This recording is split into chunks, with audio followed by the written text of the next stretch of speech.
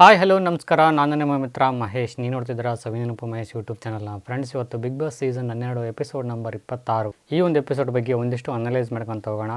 ಮತ್ತೆ ಯಾರೆಲ್ಲ ಜಗಳ ಮಾಡ್ಕೊಂಡ್ರು, ಜಗಳ ಅನ್ನೋದು ವಿಪರೀತ ಆಗೋಕ್ಕೆ ಕಾರಣವಾದ್ರು ಏನೇನು, ಸುಧೀರ್ ಅವರ ಯಾವ ಒಂದು ಉದ್ದೇಶನ ಇಟ್ಕೊಂಡು ಸಡೆ ಅನ್ನೋ ಒಂದು ಪದನ ಬಳಕೆ ಮಾಡ್ಕೊಂಡ್ರು, ಅಶ್ವಿನಿಗೂ ಮತ್ತು ಕಾವ್ಯಗೂ ನಡೆದಿರ್ತಕ್ಕಂಥ ಜಗಳದಲ್ಲಿ ಸರಿ ಯಾರು ತಪ್ಪ್ಯಾರು, ಈ ಎಲ್ಲ ಪ್ರಶ್ನೆಗಳಿಗೆ ಒಂದೊಂದಾಗಿ ಉತ್ತರ ಹುಡ್ಕೊಂತ ಹೋಗೋಣ. ಅದಕ್ಕೆ ಮುನ್ನ ಯಾರೆಲ್ಲ ಚಾನಲ್ ಸಬ್ಸ್ಕ್ರೈಬ್ ಮಾಡಿ ವಿಡಿಯೋ ನೋಡ್ತಿದ್ರು ಅವರೆಲ್ಲರೂ ಚಾನಲ್ ಸಬ್ಸ್ಕ್ರೈಬ್ ಮಾಡ್ಕೊಳ್ಳಿ. ಬನ್ನಿ ಫ್ರೆಂಡ್ಸ್, ವಿಡಿಯೋ ಸ್ಟಾರ್ಟ್ ಮಾಡೋಣ.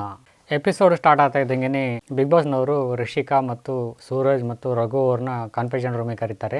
ಕರೆದು ಕಳಿಸಿ ನಿಮ್ಮ ಬಳಿ ಒಂದಿಷ್ಟು ನಾಣ್ಯಗಳಿದ್ದಾವೆ, ಅವುಗಳನ್ನು ನೋಡಿ ಕಳಿಸಿ ನೀವು ತಗೊಂಡಪ್ಪ ಅಂದ್ರೆ, ಇವನು ಬಳಕೆ ಮಾಡ್ಕೊಂಡಪ್ಪ ಅಂತಂದ್ರೆ ನಿಮ್ಮ ತಂಡದವ್ರು ಯಾರು ಈ ಒಂದು ಆಟದಲ್ಲಿ ಮುಂದುವರಿಯಂಗಿಲ್ಲ. ಹಾಗೇನೆ ಈ ಒಂದು ಕ್ಯಾಪ್ಟನ್ಸಿ ಆಟಕ್ಕೋಸ್ಕರ ಅವರು ಸಹ ಭಾಗಿ ಆಗುವಂತಿಲ್ಲ, ನೀವು ಮಾತ್ರ ಭಾಗಿ ಆಗಬಹುದು. ಈ ಒಂದು ಆಫರ್ ನಿಮಗೋಸ್ಕರ ಮಾತ್ರ ಸೀಮಿತವಾಗಿದೆ ಅಂತೇಳಿ ಬಿಗ್ ಬಾಸ್ನವರು ತಿಳಿಸ್ತಾರೆ. ನಾನು ಈ ಮನೆಯಲ್ಲಿ ಇರೋಕ್ಕೆ ಬಂದಿರೋದು, ನಾನು ಬೇರೆಯವ್ರಿಗೋಸ್ಕರ ಅಂತ ಬಂದಿಲ್ಲ, ನಾನು ಈ ಒಂದು ಆಫರ್ ನನಗೆ ಬೇಕು ಅಂತೇಳಿ ರಘು ಅವರು ಒಪ್ಕೊಳ್ತಾರೆ. ರಿಷಿಕಾ ಗೌಡ ಅವರು ಸಹಿತ ನನಗೂ ಸಹ ಬೇಕಾಗಿದೆ, ಯಾಕಂದಪ್ಪ ಅಂತಂದರೆ ನನ್ನ ತಂಡ ಸೋಲುವ ಹಂತದಲ್ಲಿದೆ, ಹಾಗಾಗಿ ಸಿಕ್ಕಿರೋ ಅವಕಾಶನ ಬಳಕೆ ಮಾಡ್ಕೊಳ್ಳೋದು ಜಾಣರ ಲಕ್ಷಣ. ಹಾಗಾಗಿ ನನಗೆ ಈ ಒಂದು ಆಫರು ನನಗೆ ಬೇಕಾಗಿದೆ ಅಂತ ಹೇಳ್ತಾರೆ ರಿಷಿಕಾ ಗೌಡ ಅವರು. ಇನ್ನು ಸೂರಜ್ ಅವರು ವಿಚಾರಕ್ಕೆ ಬರೋದಾದರೆ ತುಂಬಾ ಒಂದು ಯೋಚನೆ ಮಾಡಿಬಿಟ್ಟು ತಂಡದವರನ್ನು ಸೇರಿಸ್ಕೊಂಡು ನಾನು ಒಂದು ಪಾರ್ಟಿಸಿಪೇಟ್ ಮಾಡ್ತೇನೆ ಈ ಒಂದು ಗೇಮಲ್ಲಿ ಅಂತೇಳಿ ಸೂರಜ್ ಅವರು ತಿಳಿಸ್ತಾರೆ. ಸೂರಜ್ ಅವರ ನಿರ್ಧಾರ ಸರಿನೋ ತಪ್ಪೋ, ಒಬ್ಬ ನಾಯಕನಿಗೆ ಇರಬೇಕಾಗಿರ್ತಕ್ಕಂಥ ಎಲ್ಲ ಗುಣಲಕ್ಷಣಗಳು ಸೂರಜ್ ಅವರಲ್ಲಿ ನಾವು ಕಂಡುಕೊಂಡ್ವಿ. ತಾನು ಗೆಲ್ಲುವುದಕ್ಕಿಂತ ತನ್ನ ತಂಡದವರೊಟ್ಟಿಗೆ ಗೆಲ್ಲುವುದೇ ತುಂಬಾ ಇಂಪಾರ್ಟೆಂಟು, ಅದು ತುಂಬಾ ಸಂತೋಷಮಯಗೊಳಿಸುತ್ತದೆ ಅನ್ನೋ ಒಂದು ದೃಷ್ಟಿ ಇಲ್ಲಿ ನಮಗೆ ತುಂಬಾ ಅರ್ಥವಾಗುತ್ತೆ. ರಿಷಿಕಾ ಗೌಡ ಅವ್ರನ್ನ ಸ್ವಲ್ಪ ಕುರಿತು ಮಾತಾಡೋಣ. ಸೊ ಇವ್ರು ಮಾಡಿದ ತಪ್ಪ, ಇವರು ಮಾಡಿದ್ದು ಸಹ ತಪ್ಪಿಲ್ಲ ಅಂತ ನನ್ನ ಅನಿಸಿಕೆ ಆಗುತ್ತೆ. ಬಿಕಾಸ್ ಯಾಕಂದಪ್ಪ ಅಂತಂದರೆ ತಮ್ಮ ತಂಡ ಎಷ್ಟೇ ಹೋರಾಟ ಕೊಟ್ಟರು ಗೆಲ್ಲಕ್ಕಾಗಂಗಿಲ್ಲ ಅಂತಂದರೆ ಇಂಡಿವಿಜುವಲ್ ಆಗಿ ಒಂದು ಪರ್ಫಾರ್ಮೆನ್ಸ್ ಮುಖಾಂತರ ಅಂತಂದರೆ ಸಿಕ್ಕಿರೋ ಅವಕಾಶನ ಯಾಕೆ ಕಳ್ಕೋಬೇಕು ಅನ್ನೋ ಒಂದು ಮನೋದೃಷ್ಟಿನ ಇಟ್ಕೊಂಡು ಆ ಒಂದು ಆಫರ್ನ ಅಕ್ಸೆಪ್ಟ್ ಮಾಡಿದರೆ ಹೊರತು ಬೇರೆ ಯಾವ ದುರುದ್ದೇಶದಿಂದ ಅವ್ರನ್ನ ಹಾಳು ಮಾಡಬೇಕು ಅಥವಾ ಅವ್ರನ್ನ ತುಳಿದು ಬೆಳಿಬೇಕು ಅನ್ನೋ ದೃಷ್ಟಿ ಅವರಲ್ಲಿ ಕಾಣಲೇ ಇಲ್ಲ. ಎಕ್ಸಾಂಪಲ್ ಹೇಳ್ಬೇಕಂತಂದರೆ ಒಂದು ಕ್ರಿಕೆಟ್ ಮ್ಯಾಚ್ ಅಂತ ಇಟ್ಕೊಳ್ಳಿ. ಒಂದು ಕ್ರಿಕೆಟ್ ಮ್ಯಾಚಲ್ಲಿ ಇನ್ನೇನು ಮ್ಯಾಚ್ ಸೋಲುತ್ತೆ ಅನ್ನೋದಾದರೆ ಎಲ್ಲರೂ ಔಟಾಗಿ ಬಂದ್ಬಿಡ್ತಾರಾ? ಇಲ್ವಲ್ಲ, ಪ್ಲೇಯರ್ಸ್ಗಳೆಲ್ಲರೂ ಸೇರಿಕೊಂಡು ತಮ್ಮ ಕೈಲಿ ಎಷ್ಟು ಸಾಧ್ಯವಾಗುತ್ತೋ ಅಷ್ಟು ಪರ್ಫಾರ್ಮೆನ್ಸ್ ಮಾಡೋಕ್ಕೆ ಇಂಡಿವಿಜುವಲ್ ಆಗಿ ಅಂದರೆ ವೈಯಕ್ತಿಕವಾಗಿ ಪರ್ಫಾರ್ಮೆನ್ಸ್ ಮಾಡೋಕ್ಕೆ ಪ್ರಯತ್ನ ಪಡ್ತಾರೆ. 50ಗಾಯಿತು, ಸೆಂಚುರಿಗಾಯಿತು, ವಿಕೆಟ್ಗಾಯಿತು, ಕ್ಯಾಚಿಂಗಾಯಿತು, ಸ್ಟಂಪಿಂಗಾಯಿತು, ಹಲವಾರಷ್ಟು ಒಂದಿಷ್ಟು ವಿಷಯಗಳು ಇಲ್ಲಿ ಮ್ಯಾಚಲ್ಲಿ ನಮಗೆ ನೋಡೋಕ್ಕೆ ಸಿಗ್ತವೆ ದೃಶ್ಯಾವಳಿಗಳು. ಸೋಲುತ್ತೆ ಅಂತ ಗೊತ್ತಿದ್ದು ಸಹ ವೈಯಕ್ತಿಕವಾಗಿ ನಾನು ಏನು ತಂಡಕ್ಕೆ ಕೊಡಬಲ್ಲೆ ಅನ್ನೋ ದೃಷ್ಟಿ ಸಹ ಅನ್ವಯ ಆಗುತ್ತೆ. ಈ ನಿಟ್ಟಿನಲ್ಲಿ ರಿಷಿಕಾ ಗೌಡ ಅವರು ತುಂಬಾ ಮೆಚ್ಯೂರ್ಡಾಗಿ ಒಂದು ಡಿಸಿಷನ್ ತೊಗೊಂಡಿದ್ದು ನನಗೂ ತುಂಬಾ ಇಷ್ಟ ಆಯಿತು ಅಂತ ನನ್ನ ಒಂದು ಅನಿಸಿಕೆ ಆಗುತ್ತೆ. ಸೊ ಬಿಗ್ ಬಾಸ್ ಮನೆಗೆ ಬಂದಿರೋದು ಅದಕ್ಕೆ ಅಲ್ಲ, ಇಂಡಿವಿಜುವಲಾಗಿ ಗೆಲ್ಲೋಕ್ಕೆ ತಾನೇ ಬಂದಿರೋದು. ಬಟ್ ಇಲ್ಲಿ ಸಿಚುವೇಶನ್ನು ತುಂಬಾ ಕ್ರಿಟಿಕಲ್ ಆಗಿದೆ. ಸೊ ಈ ಒಂದು ಮೀಟಿಂಗ್ನ ಮುಗಿಸ್ಕೊಂಡು ಹೊರಗಡೆ ಬರ್ತಾರೆ ಇವರು ಮೂವರು. ಶುರುವಾದ ಜಗಳ ಕಾವ್ ಅಂತ, ಹಂಗೆ ನೀವು ಹೆಂಗೆ ಮಾಡಿದ್ರಿ, ಇಬ್ಬರು ತಗೊಂಡ್ರಿ, ಅವ್ರು ತಗೊಂಡ್ಲಿಲ್ಲ. ಸೂರಜ್ ಅವರು ನಾವೇನು ಮಾಡಿದ್ವಿ, ನಿಮಗೆ ತಪ್ಪು, ನಾವು ಹಂಗೆ ಮಾಡಿದ್ವಿ, ನೀವು ಅಷ್ಟೇ ಹೋಗ್ಬಿಟ್ರಿ ಬಂದ್ರೆ ಆಯ್ತಾ, ನಾವು ಹೋಗಂಗಿಲ್ವಾ ಅಂತೇಳಿ ಇಷ್ಟೇ ಬೇಕಾಗಿತ್ತು ಅವ್ರಿಗೂ ಸಹ. ಚಲೋ ಮಾಡಿಬಿಟ್ರು. ಜಾನ್ವಿ ತಂಡ ಯಾರ ಕಡೆ ಇರೋದು? ರಘು ಅವ್ರನ್ನ ಕೇಳ್ಬೇಕು. ರಘು ಅವ್ರನ್ನ ಕೇಳೋದು ಬಿಟ್ಟು ಇವ್ರು ರಿಷಿಕಾ ಅವ್ರ ಹತ್ರ ಏನಿತ್ತು ಮಾತಾಡೋದು ಅವ್ರದ್ದು. ಅಶ್ವಿನಿ ಗೌಡ ಅವ್ರದ್ದು ಏನಿತ್ತಪ್ಪ ಮಾತಾಡೋಕ್ಕೆ. ಸುಧೀರ್ ಬೇರೆ ಸಮೇತ ಕೇಳ್ತಾನೆ ರಿಷಿಕಾ ಗೌಡ ಅವ್ರನ್ನ, ನೀವು ಹಿಂಗೆ ಯಾಕೆ ಮಾಡೋಕೆ ಹೋಯ್ದ್ರಿ ಅಂತೇಳಿ. ತಮಗೆ ಯಾಕೆ ಬೇಕಾಗಿತ್ತು? ತಾವು ಉಸ್ತುವಾರಿಗಳಾಗಿದ್ದಾರೆ, ಊರಿಗೆಲ್ಲ ತಂಡದಿಂದ ಹೊರಗಿಟ್ಬಿಟ್ರಲ್ಲ, ಸೊ ಅದು ಊರಿಗೆ ತಡ್ಕೊಳಕ್ಕಾಗಲೇ ಇಲ್ಲ. ಸೊ ಇದ್ರ ಮಧ್ಯೆ ನಾನು ಗೆಲ್ಲಕ್ಕಾಗಂಗಿಲ್ಲ, ರಕ್ಷಿತ್ ಅವ್ರು ಕದ್ಕೊಂಡು ಹೋಗ್ಬಿಟ್ಟಿದ್ರು ಅಂತ ಹೇಳಿಬಿಟ್ರು. ರಕ್ಷಿತ್ ಅವರು ನಮ್ಮ ನಾಣ್ಯಗಳನ್ನು ಕದ್ಕೊಂಡು ಹೋಗ್ಬಿಟ್ಟಿದ್ರು. ಅಲ್ಲ, ರಕ್ಷಿತ್ ಅವರು ರಘು ಅವ್ರ ಟೀಮ್ನಲ್ಲಿರ್ತಕ್ಕಂಥ ಧನುಷ್ ಅವ್ರದ್ದು ಕದ್ಕೊಂಡು ಹೋಗಿದ್ದಾರೆ. ನಿಮ್ಗೆ ಏನು ಪ್ರಾಬ್ಲಮ್ಮು?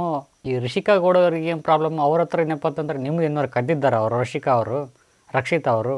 ಇಲ್ವಲ್ಲ, ನೀವು ಯಾಕೆ ಅವ್ರ ಮುಂದೆ ಹೇಳೋಕ್ಕೆ ಪ್ರಯತ್ನ ಪಟ್ರಿ? ಅದು ಇಂಡಿವಿಜುವಲ್ ಅವ್ರ ಆಟ. ಕಬ್ರಿಗೆಟ್ ಮಲ್ಕೊಂಡಿದ್ರು, ಇವ್ರು ಕಬ್ರಿಗೆಟ್ ತಗೊಂಬಂದ್ರು, ಅಷ್ಟೇ ಇರೋದು ವ್ಯತ್ಯಾಸ.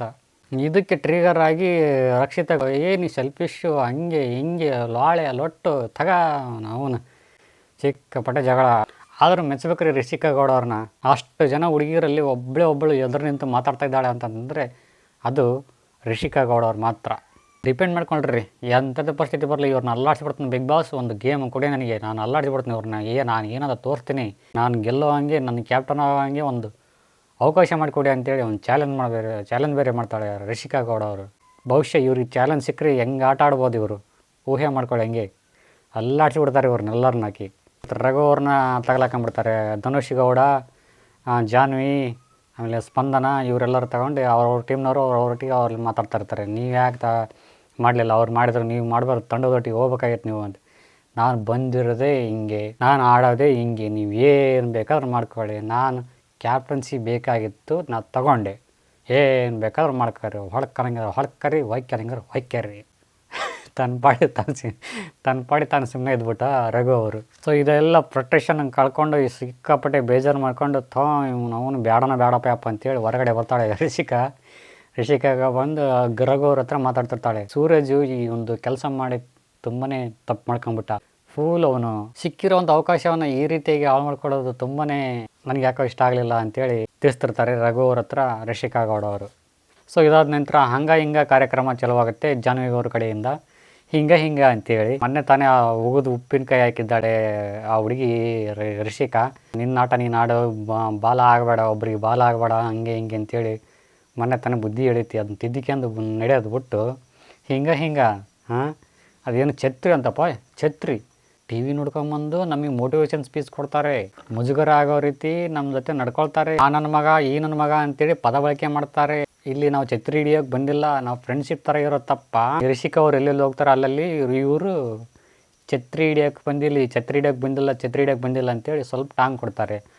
ಬಾಬಾ ಜಾಹ್ನವಿಯವರೇ ಏನು ಮಾತಾಡ್ತೀರಮ್ಮ, ಅನುನಾಯಿಗಳು ಅಂತೇಳಿದ್ದು ನೀವೇ.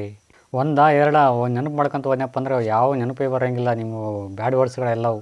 ಏನೋ ಜಾಹ್ನವಿಯವರು ತಪ್ಪನ್ನ ತಿದ್ದುಕೊಂಡು ಈ ಒಂದು ಆಟನ ಮುಂದುವರಿಸ್ತಾರೆ ಈ ವಾರ ಅಂತ ನಾನು ಅಂದ್ಕೊಂಡಿದ್ದೆ. ಈ ವಾರ ಸಹಿತ ಜಾಹ್ನವಿಯವರಿಗೂ ಮತ್ತು ಸುಧೀರ್ ಅವರಿಗೂ ಮತ್ತು ಅಶ್ವಿನಿ ಗೌಡ ಅವರಿಗೂ ತುಂಬಾ ಕ್ಲಾಸ್ ಇರುತ್ತೆ ಸುದೀಪ್ ಸರ್ ಅವ್ರ ಕಡೆಯಿಂದ. ಸೊ ಇದಾದ ನಂತರ ಒಂದು ಕಡೆ ಡಿಸ್ಕಷನ್ ಮಾಡ್ತಾಯಿರ್ತಾರೆ ಧನುಷ್, ಅಶ್ವಿನಿ ಗೌಡ, ಜಾಹ್ನವಿ ಅವರು. ರಘು ಅವರ ಸಿಚುವೇಶನ್ ನಿಮಗೆ ಬಂದಿದ್ದೆಪ್ಪ ಅಂದ್ರೆ ನೀವೇನು ಮಾಡ್ತಾಯಿದ್ರಿ ಅಂತ ಅಶ್ವಿನಿ ಗೌಡ ಅವ್ರು ತಿಳಿಸ್ತಾರೆ. ನಾನಾಗಿದ್ದೆಪ್ಪ ಅಂತಂದರೆ ನಾನು ತಂಡವನ್ನು ಬಿಟ್ಕೊಡ್ತಾ ಇದ್ದಿಲ್ಲ ಅಂತೇಳಿ ಇಬ್ಬರು ತಿಳಿಸ್ತಾರೆ. ಈ ಒಂದು ಸಿಚುವೇಶನ್ನ ನೆನ್ಪಿಟ್ಕೊಳ್ಳಿ, ಮುಂದೆ ಯಾವತ್ತಾದ್ರೂ ಕೆಲಸಕ್ಕೆ ಬರುತ್ತೆ. ಈ ಒಂದು ಸಿಚುವೇಶನ್ ಅವ್ರಿಗೂ ಸಹ ಬರುತ್ತೆ. ಈ ಒಂದು ಸಿಚುವೇಶನ್ ಬಂದಾಗ ಅವರ ಒಂದು ರಿಯಾಕ್ಷನ್ ಹೇಗಿರುತ್ತೆ ಅನ್ನೋದನ್ನ ವೇಟ್ ಮಾಡಿ ನೋಡೋಣ. ಒಂದು ಕಡೆ ರಾಶಿಕಾ ಮತ್ತು ರಕ್ಷಿತಾ ಇಬ್ಬರು ಸೇರಿಕೊಂಡು ಮಾತಾಡ್ತಿರ್ತಾರೆ. ಮೊನ್ನೆ ಏನು ಜಗಳ ಆಗಿತ್ತು ಇವರಿಬ್ಬರ ನಡುವೆ. ರಾಶಿಕಾ ಅವರು ರಕ್ಷಿತಾ ಅವರೇ ತಿಳಿಸ್ತಾ ಇದ್ದಾರೆ, ಮೊನ್ನೆ ಯಾವ ರೀತಿ ಇದ್ದೆ ನೀನು, ಅದನ್ನ ತಗೊಂಬ ಅಂತ ಜಡ್ಜ್ಮೆಂಟ್ ಮಾಡ್ತೀಯಲ್ಲ, ಆ ರೀತಿ ಈ ಒಂದು ವೀಕಲ್ಲಿ ಮಾಡಬಾರ್ದು ನೀನು ಅಂತೇಳಿ ಸ್ವಲ್ಪ ಅದನ್ನ ಅವರಿಗೆ ಮನವರಿಕೆ ಮಾಡೋ ಪ್ರಯತ್ನ ಮಾಡ್ತಾ ಇದ್ದಾರೆ. ಇವರು ಕೇಳಿಸ್ಕೊಳ್ಳೋ ಪ್ರಯತ್ನದಲ್ಲಿ ಇದ್ದಾರೆ. ಇವರಿಬ್ಬರು ಕಾನ್ವರ್ಸೇಷನ್ ನಡೀತಾ ಇದೆ ಇಲ್ಲಿ. ಇವರಿಬ್ಬರು ಮಾತಾಡ್ತಿರ್ಬೇಕೇನಪ್ಪ ಅಂದರೆ ಕರೀತಾರೆ ರಕ್ಷಿತಾ ಅಂತೇಳಿ ಸುಧೀರ್ ಅವರು ಕರೀತಾರೆ. ಇದು ಅವರಿಗೆ ಗಮನಕ್ಕೆ ಬರೋದಿಲ್ಲ. ಸಿಟ್ಟಿಗೆದ್ದು ಹೊರಗಡೆ ಹೋಗ್ಬಿಡ್ತಾನೆ ಆಯ್ತಾ. ಧ್ರುವ್ ಅಂತವ್ರು ಕರ್ಕೊಂಬರ್ತಾರೆ. ನಾನು ರಕ್ಷಿತಾ ಅಂತ ಕರಿತಾ ಇದ್ದೀನಿ, ಅವ್ರು ತಿರುಗೂ ಸಹ ನೋಡ್ತಾ ಇಲ್ಲ. ಅವಳು ಯಾರು ನಿನ್ನೆ ಮೊನ್ನೆ ಬಂದಿರೋ ಸಡೆ ಮಾತಾಡ್ತಾವಳೆ, ನಾನು ಕರೆದ್ರೂ ತಿರುಗೂ ಸಹ ನನ್ನ ಕಡೆ ನೋಡ್ತಾ ಇಲ್ಲ ಅಂತ ರೇಗಾಡ್ತಾರೆ ಸುಧೀರ್ ಅವರು. ರಕ್ಷಿತ್ ಅವ್ರಿಗೆ ಈ ಒಂದು ಪದದ ಅರ್ಥ ಗೊತ್ತಾಗಿರುತ್ತೋ ಗೊತ್ತಿರೋದಿಲ್ಲ ಅಂತ ಅನಿಸುತ್ತೆ. ನಾನು ಬೇರೆ ಒಂದು ಕಾನ್ವರ್ಸೇಷನಲ್ಲಿದ್ದೆ, ನೀವು ಹೇಳಿದ್ದು ನನಗೆ ಗೊತ್ತಾಗಲಿಲ್ಲ, ಕೇಳಿಸೂ ಇಲ್ಲ ಅಂತ ಹೇಳ್ತಾರೆ. ಆಗಿದ್ನಪ್ಪ ಅಂದರೆ ನೀನು ಕರಿ, ಯಾವನಾದರೂ ನಾನು ಕರಿಬೇಕು, ಅವಾಗ ನಾನು ಅಂತ ತಿಳ್ಕೇಸಿ ಸುಧೀರ್ ಅವರು ಮತ್ತೆ ಕೋಪ ಮಾಡ್ಕೊಂಡು ಹೋಗ್ತಾರೆ. ಸೊ ಈ ಒಂದು ಪದ, ಈ ಸಡೆ ಅನ್ನೋ ಪದ ಏನು ಬಳಕೆ ಮಾಡಿಕೊಂಡ್ರು, ಈ ಒಂದು ಪದನ ಅನ್ಬೇಡ ಈ ರೀತಿ ಇನ್ನೊಂದು ಸತಿ ಅಂತೇಳಿ ಗಿಲ್ಲಿಯವರು ಕೇಳುತ್ತಾರೆ. ಅಷ್ಟು ಜನ ಇದ್ದಾರೆ, ಒಬ್ಬರಾದರೂ ಈ ಒಂದು ಪ್ರಶ್ನೆ ಮಾಡಿದ್ರ? ಅಟ್ಲೀಸ್ಟ್ ಹೆಣ್ಮಕ್ಳಾಗಿದ್ದವರು ಸಹಿತ ಇವ್ರ ಪರವಾಗಿ ಏನಾದರೂ ಒಬ್ಬರು ಮಾತಾಡಿದ್ರ? ಹೆಣ್ಮಕ್ಳು ಹಂಗಾದ ಹೆಣ್ಮಕ್ಳಿಗೆ ಕಷ್ಟ ಬಂದರೆ ನಾನು ಎದುರು ನಿಲ್ತೀನಿ, ಹಂಗೆ ನಿಲ್ತೀನಿ, ಹಿಂಗೆ ನಿಲ್ತೀನಿ ಅನ್ನೋಕೆ ಅಶ್ವಿನಿ ಗೌಡ ಅವರಾದರೂ ಸ್ಟ್ಯಾಂಡ್ ತಗೊಂಡ್ರ? ಹೇಳಿದ್ರು ಅವರು ತಪ್ಪು ಸುಧೀರ್ ಮಾತಾಡೋಕೋಬೇಡಿ ಇದನ್ನ ಅಂತೇಳಿ. ಗಿಲ್ಲಿ ಅವ್ರು ಅಂದ ತಕ್ಷಣ ಅದನ್ನ ಒಂದು ಸಾಫ್ ಮಾಡೋಕ್ಕೋಸ್ಕರ ಅದನ್ನ ಹೈಲೈಟ್ ಮಾಡೋಕ್ಕೋಬೇಡ ಅಂತೇಳಿ ಇವ್ರು ಪ್ಯಾಚಪ್ ಮಾಡ್ತಾರೆ ಅಶ್ವಿನಿ ಗೌಡ ಅವರು. ಅದು ಅಲ್ಲದೆ ನಮ್ಮ ಏರಿಯಾದಲ್ಲಿ ಇದು ಕಾಮನ್ ವರ್ಡು, ಇದನ್ನ ನಾವು ಚಿಕ್ಕ ಹುಡುಗಿಯರಿಗೆ ನಾವು ಬಳಸ್ತೀವಿ ಅಂತೇಳಿ ಸುಧೀರ್ ಅವರು ಒಂದು ಸ್ಟೇಟ್ಮೆಂಟ್ ಕೊಡುತ್ತಾರೆ. ಕಿಚನ್ ಏರಿಯಾದ ಮೇಲೆ ಬಾತ್ರೂಮ್ ಏರಿಯಾನ ಕ್ಲೀನ್ ಮಾಡೋ ಒಂದು ವಿಚಾರ ಕುರಿತು ಒಂದಿಷ್ಟು ಜಗಳ ಆಗುತ್ತೆ ಕಾವ್ಯ ಅವ್ರ ನಡುವೆ ಮತ್ತು ಅಶ್ವಿನಿ ಗೌಡ ಅವ್ರ ನಡುವೆ.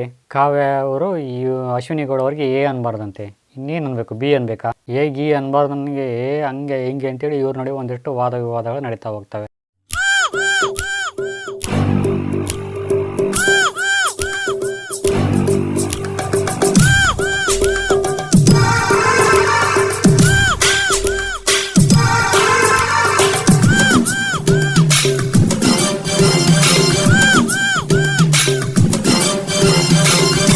ಅಲ್ಲ ಅನ್ನೋದಕ್ಕೂ ಜಗಳ ಮಾಡ್ಬೋದು ಅಂತ ಗೊತ್ತಾಗಿದ್ದೇ ಇವತ್ತು ನಮಗೆ.